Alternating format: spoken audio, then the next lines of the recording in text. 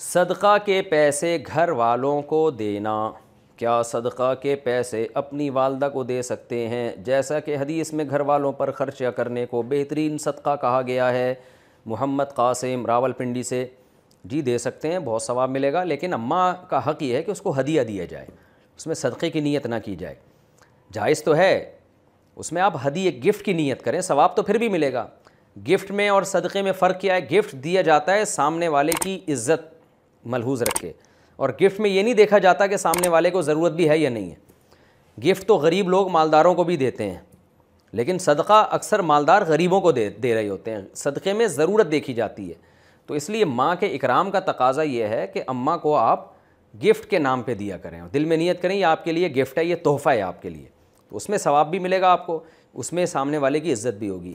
اماں کو آپ کہیں گے صدقہ ہے تو اماں کہے گی پتہ نہیں میرے جو ہے نا کسی مرحوم کے لیے مجھے تو نہیں کھلا رہا کہیں ہے، مرحوم کو ثواب پہنچانے کے لیے، تو اس میں تھوڑا سا بعض دفعہ توہین کا عنصر کا خطرہ ہوتا ہے۔ تو میرے پاس نا ایک صاحب لایا کرتے تھے ہر جمعرات کو، بڑا بہترین گھر کا کھانا پکا کے لایا کرتے تھے، 12-13 سال پرانی بات ہے یہ، کوفتے ہوتے تھے، بڑی عقیدت رکھتے تھے مجھ سے، ہر جمعرات کو وہ جناب سالن میں کوفتے بنا کے، اور بڑا بہترین سالن ہوتا تھا، تو جمعرات کو لاتے اور اچھا لاتے، ہم گھر میں فیملی کے ساتھ بیٹھ کے کھاتے، سب کو بڑا مزہ آتا ہے بھائی، بڑے چٹپٹے کوفتے ہیں۔ تو ہر جمعرات کو انہوں نے شروع کر دیا۔ ایک دن میں نے ان سے پوچھا، میں نے کہا یہ آپ اتنی پابندی سے جمعرات کو کوفتے پکا کے لا رہے ہیں، اس میں خیریت تو ہے؟ کہنے لگے وہ اصل میں میرے والد صاحب کا انتقال ہوا تھا نا، تو میں ان کے ثواب کے لیے۔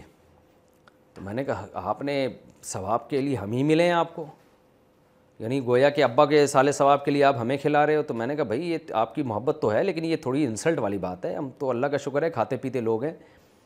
تو پھر میں نے ان کو منع کر دیا، آئندہ یہ کسی غریب کو جو زکوٰۃ کا مستحق ہو یا عام غریبوں کو کھلائیں، کائنڈلی یہ کوفتے ہمیں نہ کھلائیں، تو کھائے نہیں جاتے پھر آدمی سے نا۔ تو پھر میں نے ان کو مثال دی، میں نے کہا اچھا مجھے بتائیں، میں مسجد کا امام ہوں تو امام کو عزت دینی چاہیے نا؟ انہوں نے کہا ہاں بالکل دینی چاہیے۔